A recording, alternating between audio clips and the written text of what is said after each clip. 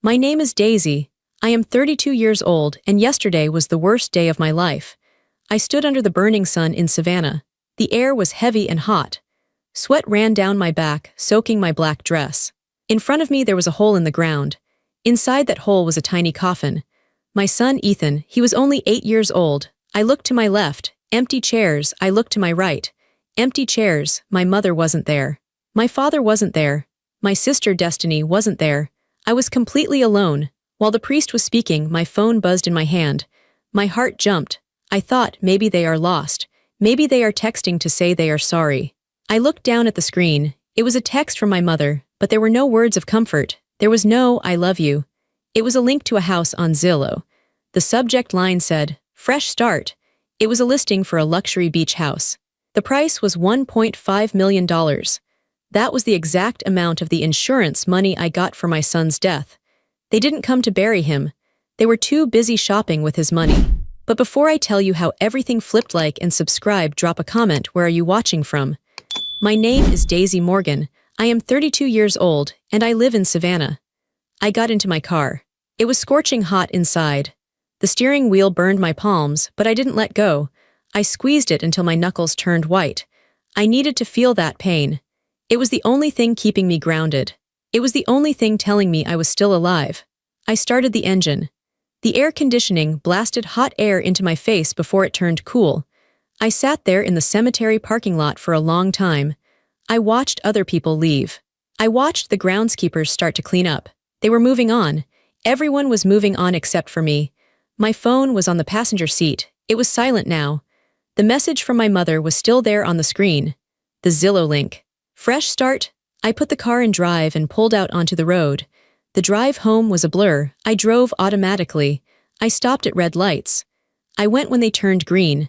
But I didn't really see anything. All I could see was that small coffin. All I could feel was the empty space beside me where my family should have been. I live in a small apartment complex about 20 minutes from the cemetery. It isn't a fancy place. It is quiet. It was perfect for Ethan and me. When I pulled into my parking spot, I turned off the engine and just sat there again. I didn't want to go inside. Going inside meant facing the silence. Before Ethan died, our apartment was never quiet. There was always the sound of his cartoons on the TV, the sound of his Lego bricks crashing onto the floor, the sound of him asking me questions about space and stars.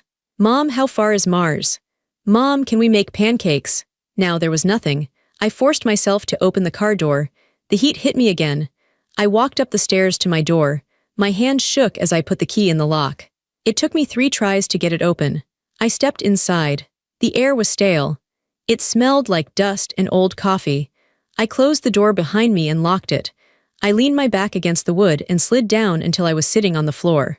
I took off my black heels. My feet hurt. I pulled my knees to my chest and wrapped my arms around them. I sat there in the hallway for an hour. I just stared at the coat rack. Ethan's little blue windbreaker was still hanging there. His sneakers were kicked into the corner, one on its side, just like he left them. I couldn't cry. I think I had run out of tears at the graveside. Now I just felt cold. Even though it was 90 degrees outside, I felt like I was made of ice. Finally, I stood up. I needed water. I walked into the kitchen. On the counter, there was a stack of mail, bills, flyers, sympathy cards from neighbors. I pushed them aside. My laptop was open on the kitchen table. I had been using it to plan the funeral. I sat down and woke up the screen. I don't know why I did it. Maybe I was looking for a distraction. Maybe I was looking for answers. I opened my email.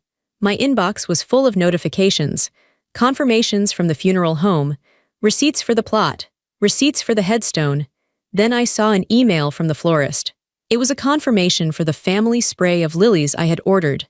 I had paid for everything myself, but I had put my parents' names on the card. I wanted people to think they cared. I wanted to protect their reputation, even at my son's funeral. I clicked on the invoice. I just wanted to see the total again. I was staring at the numbers when something caught my eye, the account history. My mother and I shared a login for this florist. We had used it for years for birthdays and holidays. I saw my order for the funeral flowers, but then I saw another order. It was dated 14 days ago. 2 weeks before the funeral. I clicked on it. It was a cancellation. My breath hitched in my throat. I read the notes on the order. Order number 45,992. Recipient, Daisy Morgan. Occasion, sympathy. Status, cancelled by user. My mother had ordered flowers for me the day Ethan died. That was normal. But then, she had cancelled them. Why? I scrolled down to the chat log attached to the account. Sometimes, if you call customer service, they log the notes there. There was a note from a customer service representative named Sarah. Note: customer called to cancel the sympathy arrangement. Stated that she would not be attending the service and didn't want to send mixed signals. Also asked if the refund could be processed to a different card, ending in 8890. My hands started to tremble. The date of the call was 2 weeks ago. 2 weeks ago they knew. They knew they weren't coming. They didn't miss a flight. They didn't get sick. They didn't have a car emergency. They planned it. They sat down, 2 weeks ago, and decided that my son's funeral was not worth their time. They canceled the flowers to save $100. And then they asked for the refund to be put on a different card, my sister Destiny's card. I recognized the last 4 digits. I stared at the screen until my eyes burned. The Zillow link makes sense now. The fresh start subject line makes sense. They weren't grieving. They were waiting. They were waiting for the funeral to be over so they could ask for the money. They skipped the burial to look at real estate. The ice in my bones spread. It went from my chest to my stomach. I felt sick. I stood up and ran to the sink, dry heaving. Nothing came up. I was empty. I washed my face with cold water. I looked at myself in the mirror. My eyes were red and puffy. My skin was pale. I looked like a ghost. They planned it, I whispered to the empty kitchen. They planned to leave me alone. I walked into the living room. I looked at the photos on the wall. Pictures of me and Ethan. Pictures of Ethan and my parents. In the photos, they were smiling. They looked like loving grandparents. It was all a lie. I took the frame off the wall. It was a picture of my dad holding Ethan on his first birthday. I looked at it for a second, then I smashed it on the floor. The glass shattered. The sound was loud and sharp. It felt good. I took another one. My mom hugging Ethan at Christmas. Smash. I didn't stop until every photo of them was broken glass on the carpet. I stood in the middle of the mess, breathing hard. My heart was pounding. The sadness was changing. It was turning into something else, something hot and sharp. It was turning into rage. The rage gave me energy. I didn't want to sleep anymore. I didn't want to stare at the wall. I wanted to see the truth, all of it. I went back to my laptop. I sat down at the kitchen table, ignoring the shattered glass in the living room. I opened a file that I had kept hidden for 5 years. It was a password-protected spreadsheet. I typed in the password, Ethan2016. The file opened. It was a simple Excel sheet, but it held the secrets of my entire adult life. I called it the ledger. I started this list when I was 25. That was the year I got my first big promotion at the marketing firm. It was also the year my parents started asking for help. I looked at the rows. There were thousands of them. Date, item, cost, reason. I scrolled to the top. July 12, 2018. Mom's car repair, $1,200. Reason, Dad's pension is late. August 4, 2018. Destiny's rent, $850. Reason, she's between jobs, Daisy. Be a good sister. December 20, 2019. Family cruise tickets, $4,500. Reason, we want everyone together for Christmas. I remembered that cruise. I paid for everyone. Mom, Dad, Destiny, and me. But when we got on the ship, they had booked a suite for themselves and a balcony room for Destiny. They put me and Ethan in an interior room on the lowest deck. It's safer for the baby, my mom had said. I scrolled down. The numbers got bigger. March 2021. Parents' mortgage payment $2,400. Parents' mortgage payment $2,400. Parents' mortgage payment $2,400. 3 months in a row. My dad had told me the bank was making a mistake and freezing his accounts. I believed him. I paid it without asking questions. I was a single mom. I was saving for Ethan's college, but I gave them the money because they were my parents. Then I saw the entries for Destiny. My sister, the golden child. Destiny's modeling portfolio, $3,000.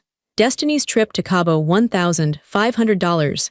Destiny's traffic tickets, $600. My parents always called me with a frantic voice. Daisy, your sister is in trouble. She needs help. If you don't help her, she might go to jail. She might get evicted. So I paid. I always paid. I looked at the total column at the bottom of the spreadsheet. $214,560.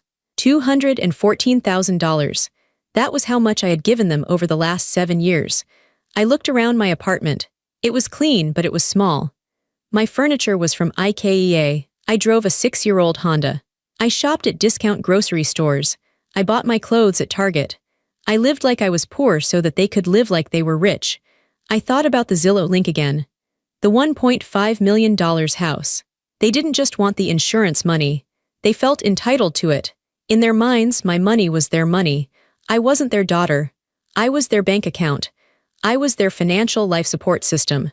I remembered a conversation from last Thanksgiving. We were at their house, the house I had helped pay the mortgage on. I was in the kitchen, washing the dishes. My mom and Destiny were in the living room, drinking wine. I need a new purse, Destiny had whined. My Louis Vuitton is looking scratched. Maybe Daisy can chip in for your birthday, my mom had said. She didn't whisper. She said it loud enough for me to hear. I had frozen at the sink. I wanted to scream. I wanted to say, I just paid for the turkey. I just paid for the wine you are drinking. But I didn't. I dried my hands and walked out and said, we'll see. Because I wanted them to love me. I thought if I paid enough, they would finally look at me the way they looked at Destiny. I thought if I solved all their problems, they would finally appreciate me. I looked at the spreadsheet again. The numbers were cold and hard. They didn't lie. They never loved me. They loved what I could do for them. And now, Ethan was gone. The only reason I had to play nice, the only reason I wanted him to have grandparents was gone. I felt a shift inside me. It wasn't just rage anymore, it was clarity. I wasn't a victim anymore, I was a creditor, and I was about to close their account. I closed the laptop lid with a snap. No more, I said out loud. Not one more cent. I grabbed my purse and dumped the contents onto the kitchen table. My wallet, keys, and phone fell out. I took out my wallet. I pulled out every credit card I owned. I had 4 cards. 2 of them were authorized user cards. 1 for my dad, 1 for my mom. I had given them these cards for emergencies only. I logged into my banking app on my phone. I checked the recent transactions on the emergency cards. Yesterday, Shell gas station, $60. Yesterday, Starbucks, $15. Yesterday, Total Wine and more, $180. While I was burying my son, they were buying wine. I didn't cry this time. I felt cold steel in my spine. I called the number on the back of the first card. Thank you for calling Chase, the automated voice said. Please enter your card number. I entered it. Reason for calling. Lost or stolen, I said clearly. A representative came on the line. Hello, this is Mark. How can I help you? Hi, Mark. My name is Daisy Morgan. I need to report my cards as compromised. I need to cancel them immediately and remove all authorized users. Certainly, ma'am. Which users? Robert Morgan and Linda Morgan. Remove them permanently. Okay, that is done. The cards are deactivated. They will decline if anyone tries to use them right now. Good, I said. Thank you. I hung up. I picked up the kitchen scissors. I took the plastic cards with their names on them. I cut through the magnetic strips. I cut through the chips. I cut them into tiny, jagged pieces. I watched the pieces fall into the trash can. It felt like I was cutting an umbilical cord. A sick, twisted umbilical cord that had been draining the life out of me. Next, I went to the computer. I logged into Netflix. Profiles, Daisy, Ethan, Mom and Dad, Destiny. I clicked Manage Profiles. I deleted Mom and Dad. I deleted Destiny. Then I went to Account Settings. Sign out of all devices. Click. I did the same for Hulu, for Disney+, for Amazon Prime, for Spotify. For years, I paid for their entertainment. I paid for the movies they watched while they ignored my texts. I paid for the music they listened to while they drove the cars I helped fix. I changed the passwords to everything, every single account, my email, my bank, my social media, my cloud storage. I made the passwords long and complicated, random strings of letters and numbers that they would never guess. I logged into the cell phone provider. It was a family plan. I was the account holder. I saw their lines. iPhone 14 Pro Max for Destiny. iPhone 13 for Dad. I clicked Suspend Line. Reason, lost/stolen. Click, I suspended my mom's line. Click, I suspended Destiny's line. Click, I suspended my dad's line. Click. In a matter of 10 minutes, I had shut down their world. Their phones wouldn't work. Their credit cards wouldn't work. Their TV wouldn't work. I sat back in my chair. The silence in the apartment felt different now. It didn't feel empty. It felt protected. I knew what was coming. I knew they would notice. It took exactly 12 minutes. My phone lit up. Incoming call, Mom. I watched it ring. I didn't answer. It stopped. Then it rang again immediately. Incoming call, Dad. I didn't answer. Then a text from Destiny.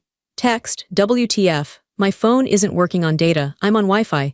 Did you forget to pay the bill? I stared at the message. Did you forget to pay the bill? Not how are you? Not I'm sorry about Ethan. Just a complaint about her service. I typed back one word, no, then I blocked her number. I blocked my mom. I blocked my dad. I put the phone down face down on the table. My heart was racing, but not from fear. It was adrenaline. I had never stood up to them like this. Never. I was the quiet one, the obedient one, the one who fixed things. I wasn't fixing anything anymore. I was breaking it all down. I went to the front door. I checked the deadbolt. It was locked. I engaged the chain lock too. I went to the windows. I closed the blinds. I was turning my home into a fortress. I knew they wouldn't just call. They would come. They needed their money. They needed their supply. And when the parasite realizes the host is fighting back, it attacks. I went to the kitchen and made a pot of coffee, black, strong. I sat at the table and waited. It was 2:15 p.m. when the pounding started. It wasn't a knock. It was a fist hammering against the wood. Bam, bam, bam. Daisy. Open this door. It was my father's voice. It sounded deep and angry. The voice he used when I got a B on my report card. The voice he used when I didn't clean my room fast enough. I didn't move. I sat at the kitchen table, holding my coffee mug. My hands were steady. Daisy, we know you're in there. Destiny saw your car. This was my mother. Her voice was shrill. I took a sip of coffee. I let them pound. I wanted the neighbors to hear. I wanted witnesses. Open the door or I'm calling the police to do a welfare check, my father shouted. That made me stand up. If the police came, they could twist the story. They were good at that. I walked to the door. I didn't open it immediately. I looked through the peephole. They were all there. My father was wearing a polo shirt and khakis, looking red-faced. My mother was wearing her pearls and a black dress, probably the one she was supposed to wear to the funeral. Destiny was standing behind them holding her phone up. She was filming. Of course she was. I unlocked the deadbolt. I undid the chain. I opened the door. My father pushed past me before I could say a word. He stormed into my living room like he owned it. What the hell is wrong with you? He bellowed. My card was declined at the liquor store. Do you know how embarrassing that is? My mother walked in behind him. She looked around the apartment with a look of disgust. Her eyes landed on the shattered glass of the picture frames on the floor. Oh, Daisy, she whispered. She didn't sound sad. She sounded satisfied. Look at this mess. You're losing it. Destiny walked in last. She didn't look at me. She looked at her phone screen. Guys, we're here. My sister is having a total breakdown. It's so scary. She was live streaming. Get out, I said. My voice was quiet, but it was firm. We are not going anywhere, my father said. He turned to face me. He looked big in my small living room. You cut off the phones. You cut off the cards. You are clearly not in your right mind. I am perfectly sane, I said. I'm just done paying for you. Done, my mother laughed. It was a cold, sharp sound. Daisy, sweetie, you aren't thinking clearly. You're grieving. You're hysterical. She walked over to the wall where I had some of my botanical illustrations hanging. I am an amateur artist. I draw flowers. She touched one of the frames. These drawings, they are so dark, so disturbed. Only a sick mind draws dead flowers. They were drawings of dried hydrangeas. They were beautiful, but she twisted it. We are here to help you, my father said. He reached into his back pocket and pulled out a thick folded packet of papers. He threw it on the kitchen table. It landed with a heavy thud. What is that? I asked. It's for your own good, my mother said. It's a conservatorship agreement. I stared at the papers. I felt the blood drain from my face. A conservatorship, I repeated. You are unstable, my father said. You smashed pictures, you cut off your family, you are burying yourself in this dark apartment. You can't be trusted with your finances, or Ethan's estate. There it was. Ethan's estate, the $1.5 million. We spoke to a lawyer, Destiny chimed in, finally looking up from her phone. He said that since you're having a mental health crisis, we can take temporary control. To protect you. I'm not signing that, I said. Oh, you will, my father said. He pulled out a manila envelope. Or we will show the judge these. He tossed the envelope onto the table next to the legal papers. I opened it. Inside were printouts of emails. I read the top one. From Daisy Morgan to Robert Morgan subject, I can't take it anymore. Body, I hear voices. I want to hurt myself. I don't know what to do with the money. I think I should just burn it. I looked up at him. I never wrote this. It came from your email address, my father said, smiling a thin, cruel smile. We have dozens of them from the last 2 weeks, proving you have been spiraling since Ethan died. They had forged them. They must have hacked my email before I changed the password today, or maybe they just created fake screenshots. It didn't matter. In court, it would look real enough to get an emergency order. Sign the voluntary conservatorship, my mother said, stepping closer to me. She smelled like expensive perfume and gin. Daisy, give us control of the trust fund. We will manage the money. We will buy that nice beach house for the family to heal in. And you can go to a wellness center to rest. They want to put you in a psych ward, Daisy, I thought. They want to lock you up and spend your son's money. I looked at the three of them. My father, the bully, my mother, the manipulator, Destiny, the leech. They had planned this perfectly. They skipped the funeral to prep the legal paperwork. They set this trap while I was picking out a coffin. I felt a wave of fear. But underneath the fear, the rage was still burning.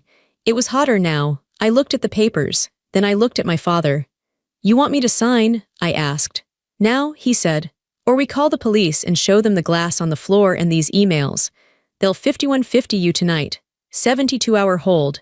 And by the time you get out, we'll have emergency custody of your assets anyway. I looked at the clock on the microwave. It was 2:30 p.m. I needed time. I needed a plan. I took a deep breath. I let my shoulders slump. I tried to look defeated. I tried to look like the weak, obedient daughter they always wanted me to be. Okay, I whispered. Okay, I'm tired. I just want it to stop. Good girl, my mother said. She patted my cheek. Her hand was cold. We'll take care of everything. I can't sign right now, I said, my voice shaking. I feel dizzy. I need to sit down. Can I come to your house tomorrow with the check and sign everything there? My father narrowed his eyes. Why not now? I need to transfer the money, I lied. It's in a trust account. I have to go to the bank in the morning to authorize the release. I can't do it from here. They exchanged looks. They were greedy, but they were also lazy. They didn't know how trust funds worked. Fine, my father said. Tomorrow morning, 9 a.m., you bring the cashier's check for the full amount and you sign the papers. I will, I said. And turn our phones back on, Destiny said. I will, I said. They turned to leave. My father stopped at the door. Don't try anything stupid, Daisy. We have the emails. We own you. They walked out. I heard their heavy steps going down the stairs. I locked the door. I slid down to the floor again. They thought they had won. They thought I was broken. But they forgot one thing. I was the one who managed their lives for 7 years. I knew where the skeletons were buried. I knew about the tax evasion. I knew about the gambling. They wanted a war. I was going to give them a massacre. I waited 10 minutes after their car drove away. I needed to be sure they were really gone. Then, I picked up my phone. I had to see what Destiny had done. I unblocked her number for just a moment. I didn't text her. I went straight to Instagram. Her profile picture was a selfie of her pouting, perfect makeup, perfect lighting. I clicked on her stories. There was a red ring around her picture. That meant she had posted recently. My finger hovered over the screen. I felt sick, like I was about to watch a car crash. I tapped the screen. The video started. It was filmed in my hallway just minutes ago. The camera was shaking slightly to make it look dramatic. Destiny was whispering, looking into the lens with wide, watery eyes. She wasn't crying, but she looked like she was trying to. Hey guys, she whispered. I'm literally shaking right now. We just had to do a wellness check on my sister. The camera panned to show my living room door. You could hear my father shouting in the background, but Destiny had edited the sound, so you couldn't hear the cruel words. You could only hear aggressive yelling. She's in a really bad place, Destiny continued, touching her hair. She's completely lost it since. You know the tragedy, she's violent, she's delusional. We are trying so hard to help her, but she's pushing us away. She paused for effect. A single tear, fake, definitely fake, rolled down her cheek. Please pray for my family. We are dealing with so much mental illness right now.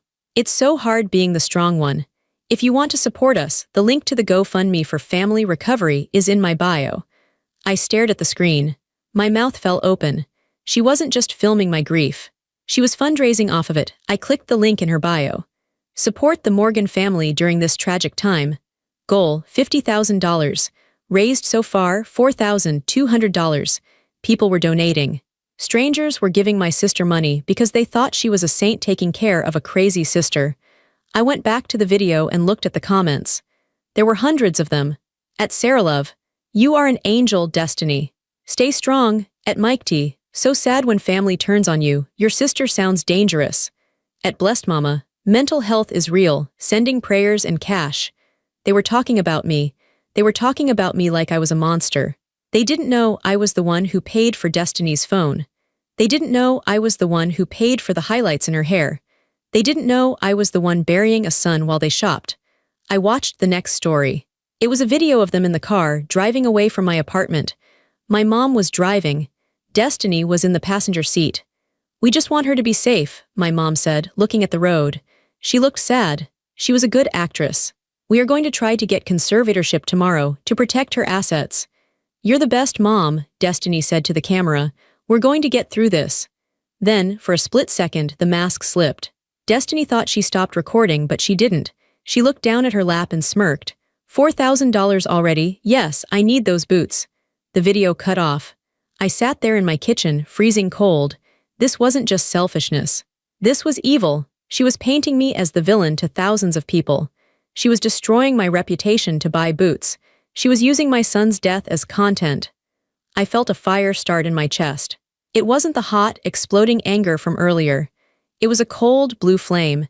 It was the kind of anger that doesn't scream. It plans. I took screenshots of everything. The video, the caption, the GoFundMe page, the comments. I screen-recorded the video where she mentioned the boots. I saved everything to a hidden folder on my phone. "You want engagement?" I whispered to the screen. "You want a show? I'll give you a show." I went to the bathroom. I washed my face. I brushed my hair. I put on a clean white shirt. I looked in the mirror. I didn't look crazy. I looked like a mother who had nothing left to lose. I wasn't going to comment on her post. I wasn't going to fight her in the comments section. That's what she wanted. She wanted a catfight. She wanted drama. I was going to destroy the platform she stood on. But first, I needed to understand the urgency. Why did they need the money tomorrow? Why were they risking a felony with the fake emails? Why was the GoFundMe so desperate? My dad had a pension. It wasn't huge, but it was steady. My mom had Social Security. They shouldn't be this desperate unless something else was going on. I needed to see Eric. Eric was a forensic accountant. He was also the only friend I had left who didn't know my parents. We went to college together. I hadn't seen him in 2 years, but I knew he was the best at finding money and finding debt. I drove to his office in downtown Savannah. It was late, almost 5 p.m. The sun was setting, casting long, dark shadows on the streets. I didn't call ahead, I just showed up. The receptionist tried to stop me, but Eric saw me through the glass walls of his office. He saw my face. He saw the dark circles under my eyes. He waved me in immediately. "Daisy," he said, standing up. "I heard about Ethan. I am so sorry. I sent a card, but..." "I didn't get it," I said. "My parents probably threw it away." I sat down in the leather chair across from his desk. I didn't make small talk. I didn't have the energy for it. "I need your help, Eric. I need you to run a background check, a deep financial dive." "On who?" he asked. "My parents, Robert and Linda Morgan. And my sister, Destiny Morgan." Eric looked at me, confused. "Your parents, Daisy, you're grieving, is this?" "They are trying to put me under a conservatorship," I said flatly.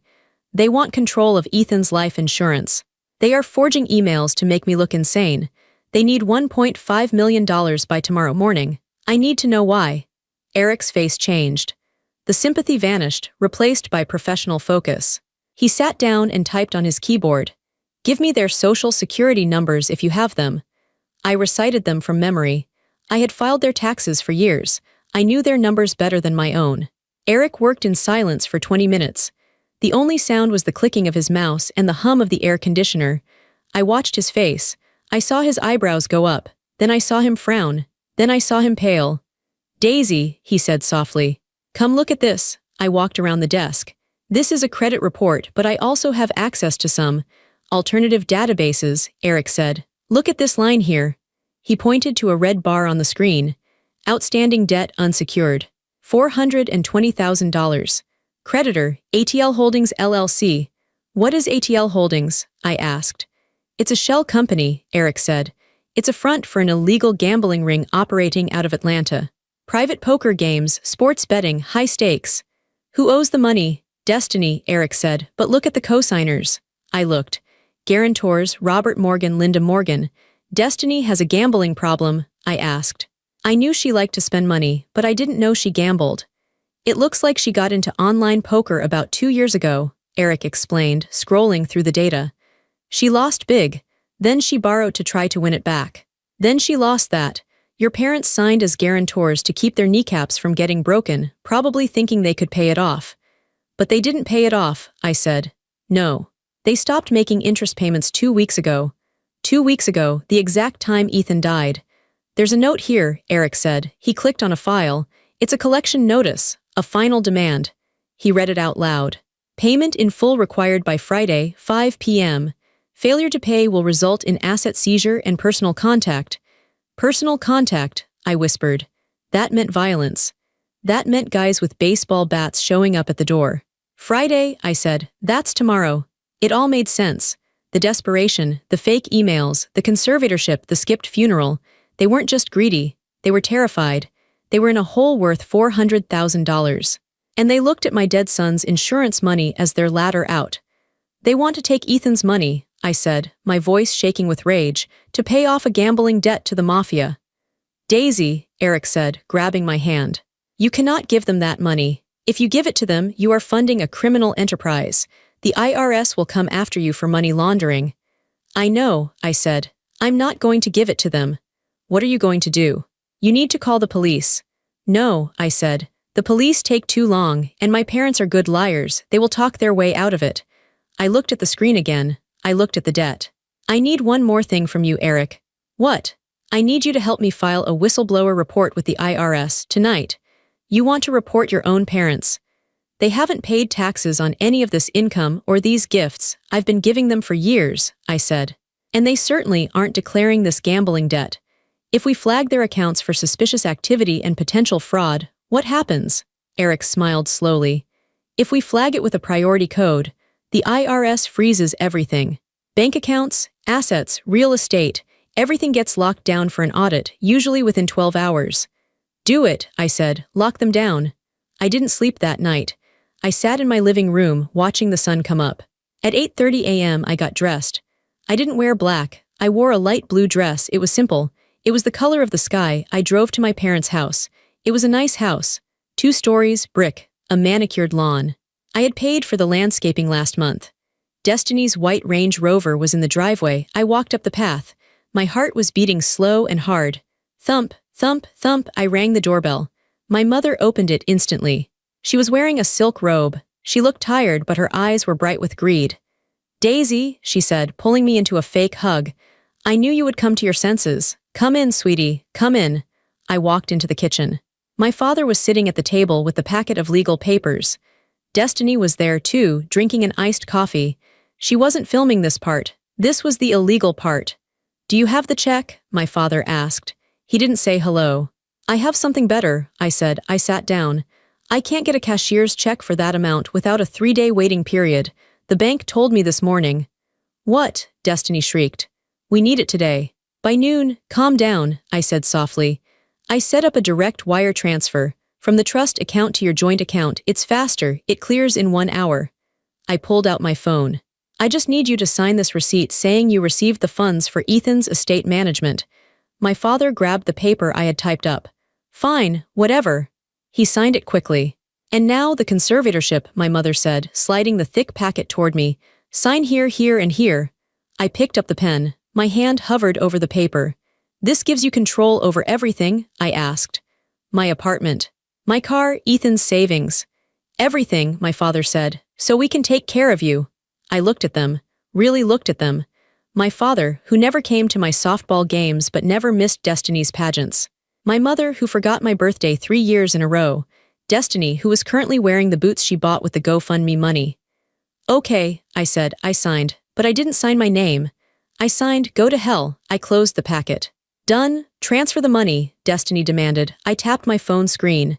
Sending. Now, I showed them the screen. It was a screenshot I had mocked up. It showed a transfer of $450,000 pending. It says pending, my father said nervously. It takes an hour, I said, but it's in the system, you can call your creditors. They froze. How do you know about creditors? My father asked. I know you have bills, I said vaguely.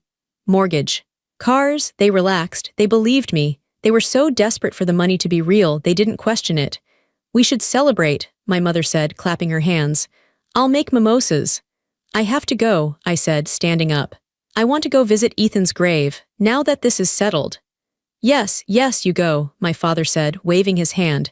He was already refreshing his banking app on his phone, waiting for the money to appear. I walked to the door. Bye, Daisy, Destiny said. She was smiling. Thanks for being a good sister for once. I opened the door. The morning air was fresh. Goodbye, I said. I walked to my car. I got in. I drove down the street. I didn't go to the cemetery. I pulled over around the corner, where I could still see their driveway. I looked at my watch. It was 9:15 a.m. Eric had filed the IRS whistleblower report at 8 a.m. sharp. He flagged the large incoming transfer I had faked as potential money laundering linked to the gambling ring. Any minute now. At 9:22 a.m., a black sedan pulled up to the house. Then another one. These weren't police. These were IRS Criminal Investigation Division agents. Eric had called in a favor to expedite the freeze. But before the agents could even get to the door, I saw my father run out of the house. He was holding his phone. He looked frantic. He was shouting. I rolled down my window to hear. Declined. What do you mean frozen? My account is active. He was on the phone with the bank. The IRS freeze had just hit. My mother ran out behind him. My card isn't working. The grocery delivery was canceled. Then Destiny ran out. She looked terrified. Dad, the guy is calling me. He says the payment bounced. He says they are coming. It was chaos. The IRS agents stepped onto the lawn. I saw them flash their badges. My father dropped his phone. My mother put her hand over her mouth. I put my car in drive. I didn't need to see the rest. I knew what would happen. The accounts were frozen. They had zero access to money. The Atlanta group would not get their payment by 5 p.m. My parents were about to face the federal government and the mafia on the same day. And I wasn't going to be there to bail them out. The next few days were a blur of silence and peace for me. I changed my phone number so they couldn't call from a borrowed phone. I stayed at a hotel for 2 nights, just in case they came to my apartment. But they didn't come. They were too busy drowning. I heard what happened through Eric and through the news. Because of the influencer status Destiny tried so hard to build, their downfall was public. Day 1, the IRS seized the house. Apparently, my parents had been taking out second and third mortgages to pay for Destiny's lifestyle and hiding the income. The house I grew up in, the house they wouldn't let me enter without judgment, was padlocked. Day 2. Destiny was arrested. Not for gambling, but for fraud. The GoFundMe she started, it was flagged as wire fraud because she lied about the purpose of the funds. She was soliciting money for medical care for her sister, but spending it on luxury goods. The screenshots I took were the key evidence. Day 3. My father tried to flee. He was caught at the airport trying to use a credit card that was flagged by the federal investigation. But the worst punishment wasn't the law. It was the reality. They lost everything. The white Range Rover, repossessed. The country club membership, revoked. The friends they tried to impress, vanished. I drove by the house one last time a week later. There was a for sale by auction sign on the lawn. I saw my mother standing on the sidewalk. She was holding a plastic bag of clothes. She looked old. She looked small. She wasn't wearing her pearls. She was wearing a gray tracksuit. She looked at my car as I drove by. I slowed down, our eyes met. I waited for the guilt to hit me. I waited to feel that familiar pang of I should help her, she's my mom. But it didn't come. I felt nothing. It was like looking at a stranger. She took a step toward the car, raising her hand. Daisy, she mouthed. I didn't stop. I pressed the gas pedal gently. The car moved forward. I watched her get smaller and smaller in the rearview mirror until she was just a gray dot. Then I turned the corner and she was gone. I drove to the bank. I sat down with the manager. I want to close the trust account, I said. And transfer the funds where? He asked. I want to open a new foundation, I said, the Ethan Morgan Astronomy Scholarship. Very good, he said. And who will be the trustees, your parents? No, I said firmly. Just me. Sole trustee. Understood. I signed the papers. This time I signed my real name. The pen felt light in my hand. The money that they would have used to pay off a gambling debt, the money they would have used to buy status, was now safe. It was going to send kids to space camp. It was going to buy telescopes. It was going to do good. My phone buzzed. It was a notification from Instagram. Destiny's account had been deleted. I smiled. The silence was absolute. 3 months later, I stood on the beach. It wasn't the luxury beach from the Zillow link. It was a quiet, public beach near Tybee Island. It was night. The sky was pitch black and full of stars. I held a telescope. It was Ethan's telescope. Around me there were 10 children. They were the first recipients of the scholarship. They were from low-income families, kids who loved science but couldn't afford the camps. "Okay, everyone," I said. My voice was steady, it was calm. "Who can find the North Star?" I can," a little boy shouted. He looked a bit like Ethan, he had the same messy hair. I helped him adjust the lens. "Right there, see it." "Wow," he whispered. "It's so bright." I looked up at the sky. For a long time, I thought my life was about serving my family. I thought my purpose was to be the fixer, the banker, the punching bag. I thought love meant enduring pain. But looking at the stars, I realized how small they were. My parents, their greed, their drama, it was all so small compared to this. I hadn't heard from them in 90 days. I heard my dad avoided jail time by snitching on the gambling ring, but they were living in a small rented apartment in a bad part of town. My mother was working as a greeter at a Walmart. Destiny was doing community service and was banned from all social media platforms as part of her plea deal. They were alive. They were surviving, but they were no longer my problem. I took a deep breath. The ocean air filled my lungs. I felt a presence beside me. It wasn't a ghost. It was just a memory, a warm, gentle memory of my son. "Mom, look at the moon." "I see it, baby," I whispered. I wasn't a victim anymore. I wasn't a daughter anymore. I was Daisy. Just Daisy, and for the first time in my life, that was enough. I turned back to the children. "Okay, who wants to see Saturn?" "Me," they all shouted. I smiled. It was a real smile. It reached my eyes. I adjusted the scope. I pointed it at the rings of Saturn. I was free. I had walked through the fire of my family's betrayal, and I had come out the other side. I didn't burn. I was forged. I looked through the lens one last time. The universe was big and beautiful and quiet. "Here," I said to the boy, "take a look, it's all yours." And finally I was happy.